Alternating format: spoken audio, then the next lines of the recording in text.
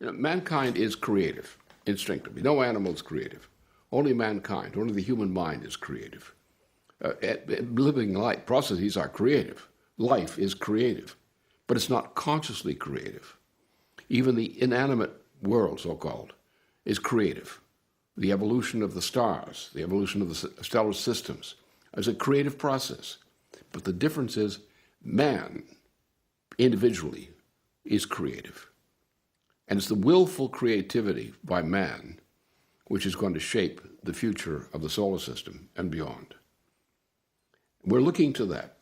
In order to realize the objectives which stand before us now, we have to give mankind a new mission, mankind as a whole. The mission is typified by the idea of the Mars colonization. This requires us to make the kind of changes in terms of scientific progress which are needed for mankind's future existence. We have many problems on this planet, and we cannot solve those problems extensively without going into a development of the solar system as a habitat of mankind. We're on the edge of doing that scientifically. There are many scientific discoveries yet to be made which will make it possible to act for man's colonization of Mars. But that will be for some time to come. But we need the intention of accomplishing the Mars colonization. We need to educate and develop generations of young people who will be oriented to that kind of mission. In the coming period, we will have the birth of young people who will be part of the colonization of Mars in one way or the other before the century is out. We need to give mankind a sense of purpose, of developmental purpose, not only throughout the planet, but through the influence of Earth on the adjoining regions of the solar system and beyond. Those objectives are feasible. There are admittedly many problems to be solved, scientific problems, which are not yet resolved. We have many questions. But essentially, we know this is feasible. We know this should be feasible within 2 or 3 generations. What we have to do is to give to people who will be the grandchildren born now, to give them something to realize. When we're dead and gone, they will be there 3 generations from now, 4 generations from now. They will be the people who will actually colonize areas beyond Earth itself. We need to give them the opportunity to do so. We need to give society, in the meantime, the mission orientation of achieving that colonization for our descendants 3 generations or so down the line. As with basic economic infrastructure on Earth, the industrialization of space will be a central feature of long-term national economic planning in the years to come, if the United States expects to experience real economic growth again. Economist Lyndon LaRouche has proposed the goal of a manned mission to Mars with fusion-powered rockets, with a flight time of a week or less. Many steps will be needed along the way, like the industrialization of the Moon and the development of fusion power. But these will be markers of a more profound achievement, the transformation of human culture, from the idea of an Earth-bound species to one expanding its activity throughout the solar system and eventually the galaxy beyond. The purpose of space exploration is not conquering real estate or looting raw materials for Earth. It is making a change in the existing relationship between man and the universe, a change which is necessary for developing new principles essential to the improvement of life here on Earth. Such a change requires a new understanding of the true meaning of economics.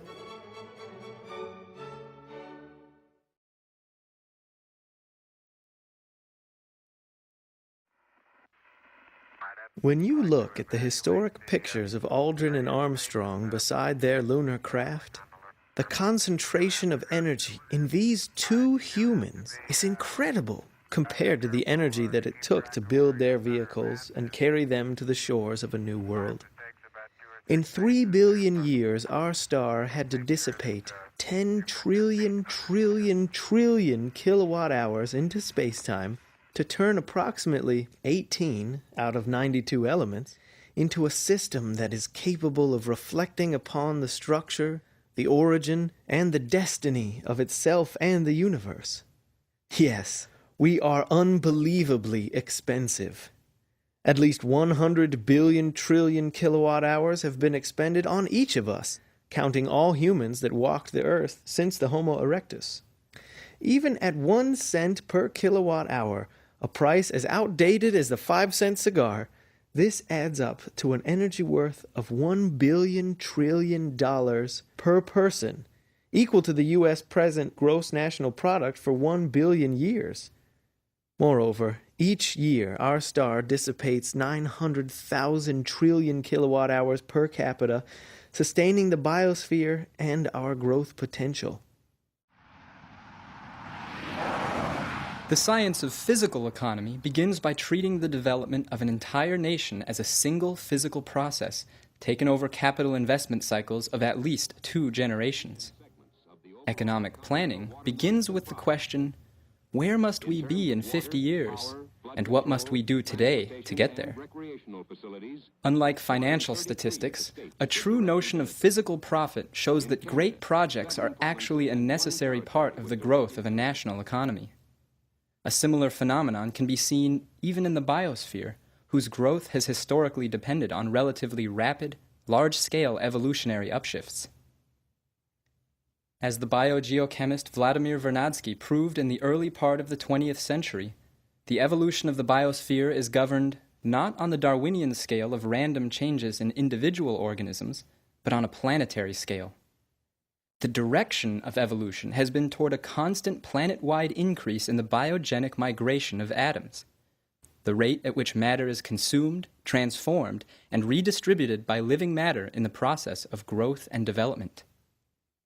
Though the total energy throughput of the biosphere increases over time, it is not simply consumed by the multiplication of organisms.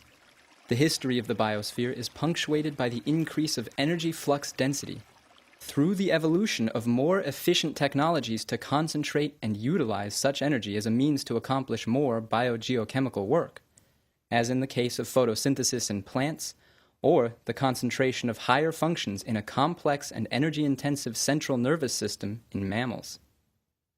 Because creative reason has given mankind the ability to willfully direct our own evolution, we have superseded the biosphere, measured by the increase of what Lyndon LaRouche has termed mankind's potential relative population density. Under the influence of a new geological force, human culture, the biogenic migration of atoms is intensified on the Earth itself, and potentially throughout the solar system as a whole. The material preconditions previously created by the biosphere for the growth and improvement of the human population must be increasingly recreated through human activity. A growing ratio of total economic activity must therefore be devoted to long-term investments in science-driven production and infrastructure. Long-term investments which secure the material preconditions needed by future generations. The physical economy, like the biosphere, is determined from the top down. As the level of the nation's physical economy, the production and distribution of physical goods and infrastructure had been subordinated to the increasingly fictitious moment-to-moment values of monetary and financial instruments over the last 40 years, their relative rates of growth diverged more and more. A production-oriented economy was replaced by the myth of a consumer-driven economy. Under this system, the profitability of monetary and financial values depended on the reduction in the physical costs associated with infrastructure, production, and scientific research and development. Without the necessary inputs represented by such physical investment costs, which create the potential for future growth, the system has collapsed. Cost-cutting policies which aim to save money turn out to be the most costly. Yet, as a sovereign nation, the United States has the authority to issue long-term credit against the expected value of future gains in national wealth. This means that the proper context for measuring economic value extends beyond the apparent conditions of the moment, at least 1 to 2 generations in the future, a future which must govern our decisions in the present. But how can real economic value be measured? Under the crude pluses and minuses of the monetarist accounting of British free trade theory, money is treated as what is known in physics as a scalar number. Its value only changes by more or less, despite the fact that new discoveries qualitatively change the physical economic values being measured. Thus, dollars spent in a casino are treated as no different than dollars spent in a steel mill or on the space program.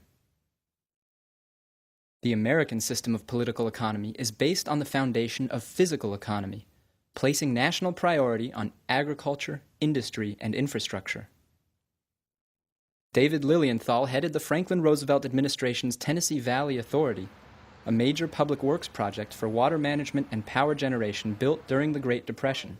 He wrote about the importance of the TVA for raising the productivity of the region and the country through the new economic dynamic it created.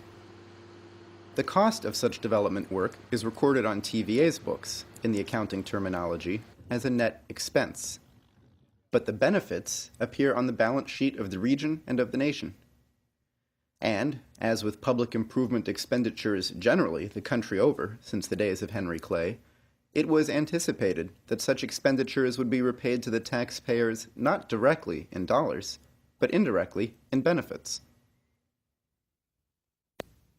Today, the nation's space program is potentially the most powerful engine for producing such benefits. A fusion-powered Moon-Mars colonization program will involve major long-term national investments, drawing on a skilled labor force that has largely disappeared, technologies that don't yet exist, and knowledge that has yet to be gained. Rather than an incremental approach, this points to a science driver mission to rapidly develop the needed skills and technologies to tackle multiple problems at once, problems which touch on fundamental areas of knowledge. What will we need to perfect manufacturing and food production in space?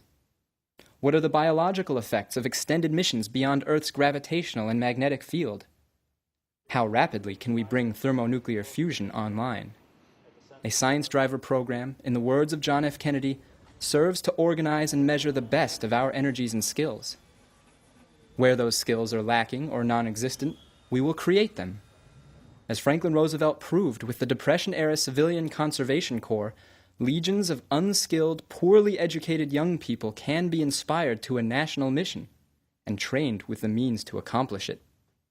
To put it in the words of Alexander Hamilton, writing in his 1791 Report on Manufactures, to cherish and stimulate the activity of the human mind by multiplying the objects of enterprise is not among the least considerable of the expedients by which the wealth of a nation may be promoted.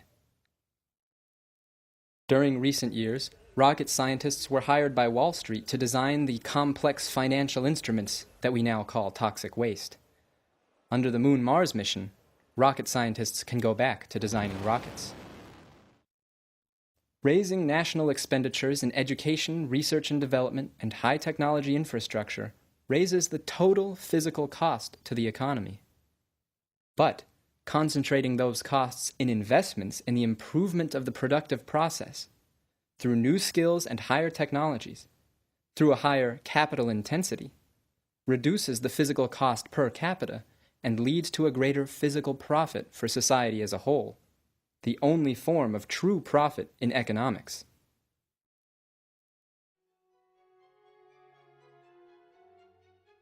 The general mission assignment is to drive astrophysics, microphysics, biological science, and human knowledge to far beyond their presently foreseeable limits for the coming century. By working in space and on Earth simultaneously for these coordinated breakthroughs and discovery of new principles, by the time we establish the first science city colony on Mars, we will have revolutionized science and economy on Earth many times over. Because of the physical economic payback to the nation, such a seemingly expensive project actually costs nothing.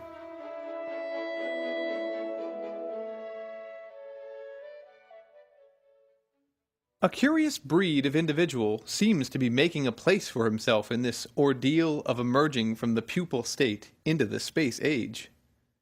This is the man who, technically speaking, appears to be willing or able to think more than 10 years ahead. A few years ago, people of his type were called crackpots. Terraforming planets is a topic of discussion among the less inhibited Washington space policy men nowadays. The lessons of America's 1960s Apollo project should not be forgotten. As a technological feat, it surpassed anything in human history. But its greatest impact was in the domain of the imagination, the ultimate source of physical wealth. In 1961, against the wishes of many of his own advisors, President Kennedy challenged the nation to a manned moon landing by the end of the decade. In order to accomplish the monumental task which he laid out, new rocket engines would have to be developed 10 times more powerful than any which then existed. New spacecraft would have to be created, more complex than any machines ever built, capable of linking up in space, maintaining communication with Earth over a distance of 240,000 miles, and safely returning crew members through re-entry into the atmosphere at speeds higher and temperatures hotter than had ever been experienced. It was not yet known if human beings could even function in space for days at a time. Little was known about conditions on the moon, or whether the lunar surface could even support a landing ship without being swallowed whole by the lunar dust. Out of 7 American attempts to send unmanned probes to the moon up to that point, all had failed. At the time that President Kennedy committed the nation to landing a man on the moon, the United States had not yet put a man in orbit around the Earth. Yet, with a clearly defined mission, the nation was mobilized.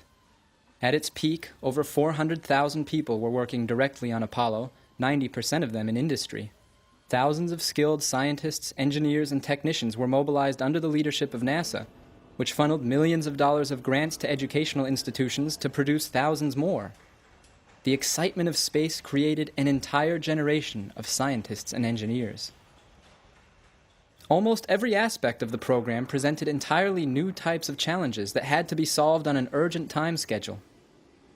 Exemplary of the American system of economics first established by Alexander Hamilton, it was the ingenuity of a scientifically oriented industrial sector, combined with mission orientation provided by the federal government through NASA, that made the moon landing a success and drove a nationwide dynamic of real economic growth. With industry, university, and government working simultaneously on scientific and technical problems, breakthroughs in one area spread quickly to another. With a tight interconnection between basic manufacturing and advanced research and development, major advancements occurred in the machine tool section of the production process, affecting whole sections of the civilian economy. New commercial industries in microelectronics, communications, and advanced materials provided not only new jobs, but increased the division of productive labor for the economy as a whole. Kennedy's investment tax credit during this period further stimulated industry by rewarding capital investments in plant and machinery.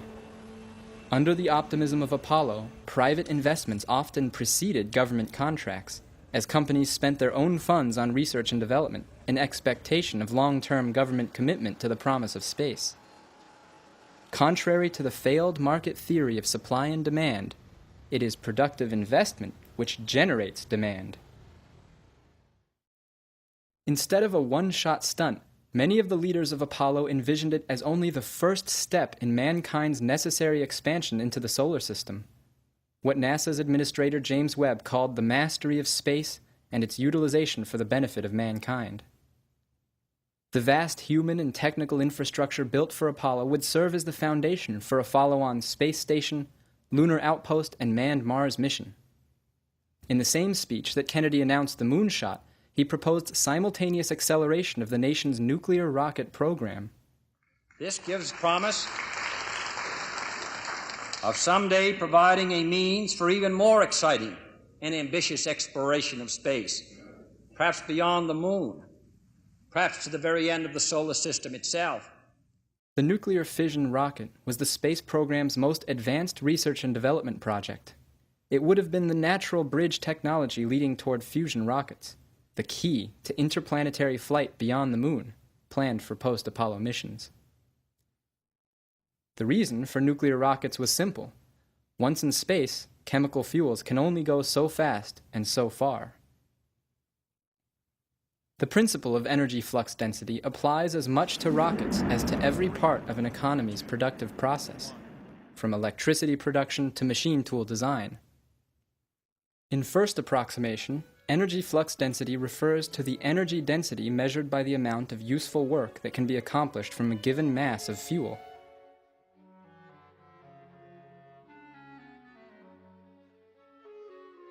With the discovery of an entirely new physical principle, in the form of nuclear fission, we gained not only an increase in energy density, but a change in the transformative power of the process itself. Nuclear fusion is the next necessary step in mankind's mastery of nature. Today's experimental fusion reactors are designed to use powerful magnets or lasers to fuse deuterium and tritium, the heavy isotopes of the lightest element, hydrogen. When fused at temperature equivalents of 100 million degrees, most of the energy produced is in the form of electrically neutral particles which cannot be directly controlled. But in a reaction of helium-3, which can be mined on the moon, and deuterium, which is abundant in seawater, almost all of the energy is produced in the form of highly energized, electrically charged particles which can be controlled with magnetic fields, meaning almost all of it can be utilized. This makes helium-3 the holy grail of fusion fuels and the key to opening the entire solar system to mankind. The shift from chemical power to nuclear fission is a necessary leap upwards in energy flux density for the human species. The shift from nuclear fission to thermonuclear fusion will be as important as the discovery of fire to ancient man. Serious manned Mars planning within NASA coincided with the nuclear rocket program. What had been mere dreams only a few years before now seemed to be a rapidly approaching reality. After all, if we could get to the moon in less than a decade, Mars suddenly seemed a little less distant. A number of official studies examined various options for the earliest possible flybys and landings on the red planet by the early 1980s. The most conservative projections put humans on Mars by the year 2000. Here was NASA's program for the mastery of space, running across a broad front of American government, industry, and university research, under the attitude that doing the impossible was a national imperative. We choose to go to the moon in this decade and do the other things, not because they are easy, but because they are hard. Most of the major investments in Apollo were made within 5 years of Kennedy's moon landing challenge. By the time that challenge was fully met 8 years later, much of the human and technological infrastructure that got us to the moon had already been jettisoned, along with advanced projects like the nuclear rocket. Despite that, every major economic study on Apollo since the 1970s has pointed to major multiplier effects for the whole economy through the new technologies and new skills developed through the space program. Simply put, the rate of return from the space program was greater than any other form of legal activity in the economy. Was Apollo unsustainable, as some have argued, an anomaly made possible only under the unique conditions of the Cold War? The basic facts of physical economy tell a different story. It was the space-related investments of Apollo, combined with President Kennedy's investment tax credit, which spurred the last wave of actual growth in the physical economy of the United States. Slightly less than 40 years since Apollo came to an end, it is the post-industrial economy of cost-cutting, privatization, and deregulation, promoted as the model of sustainability, which has collapsed.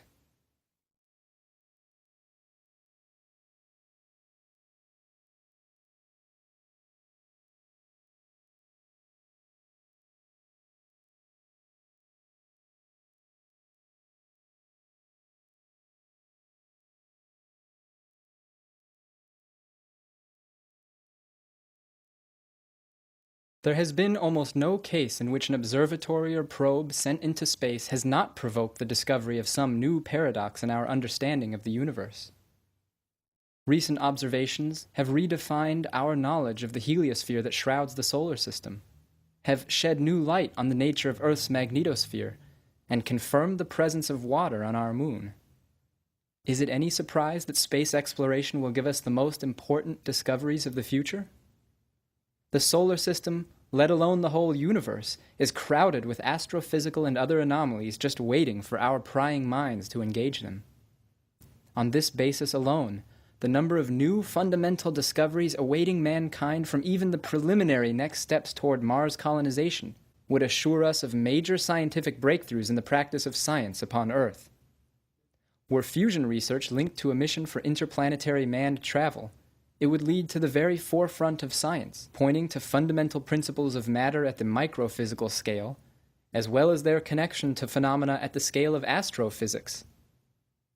Fusion-powered flight will also open up an entirely new experimental domain by making possible a phenomenon which has never yet occurred in the known universe: the creation of an artificial gravitational field by constant acceleration through cosmic space. The most basic part of a manned mission to Mars is also the most difficult: getting humans there alive. It has long been known that there are deteriorative physiological effects associated with prolonged weightlessness in space. Loss of bone density, loss of muscle tone, heart problems are all known problems which involve many paradoxical elements. Initially, it was believed that these were the results of simple unloading effects, attributed simply to atrophy from disuse in microgravity. Experiments have shown, however, that there are more factors involved than simple unloading. For instance, the artificial unloading of humans and mice on Earth does not fully recreate this effect, and the forced loading of astronauts during spaceflight does not counter it. There are a number of hypotheses for this to be explored. The most interesting will be those concerning the electromagnetic properties of living matter and its response to changes in the radiative environment as well as isotopic ratios. It is known, for instance, that completely shielding organisms from normal environmental radiation causes developmental damage. Conversely, pelvic bone loss in women is known to occur during radiation treatment for cervical cancer. Further, successful research has been performed on applying electromagnetic fields to speed the repair of broken bones. Very likely, similar processes are at play in the case of extended stays outside of Earth's gravitational and magnetic field. All of this indicates a potentially very great role for electromagnetic and nuclear phenomena in space biology, as well as their significance for life on Earth. This is to be expected from the standpoint of a unified field theory. After all, is there such a thing as electromagnetism apart from gravitation? What are we actually creating when we create the artificial gravitational field associated with acceleration? If artificial gravity is actually gravity, what will be its effects on matter? What will be its electromagnetic component? What will be its effect on living tissue? What will be its effects on space-time itself? Mastery of these questions will require a whole new battery of experiments, subjecting both carefully constructed instruments, as well as samples of living matter, to constant acceleration to and from the Earth. The new knowledge gained from answering these questions will undoubtedly lead to massive breakthroughs and new approaches to minimally AIDS, cancer, and virology in general, all of which are known to involve little-studied electromagnetic, gravitational, nuclear, and quantum phenomena. The questions at stake in manned interplanetary travel by fusion-powered acceleration are of a much more fundamental nature and point to more profound economic and technological spillover than even the Apollo program of the 1960s. This brings us to the domain of economics and policy, the organization of human society. The human species, beginning with the American population, must be educated with the understanding that the various steps towards becoming a spacefaring species, the industrialization of the moon, the development of fusion power, and the colonization of Mars, are not optional ones. The problems here on Earth are not local ones. The fundamental scientific breakthroughs required to address these problems lie, along with the answer to their origins, in the stars.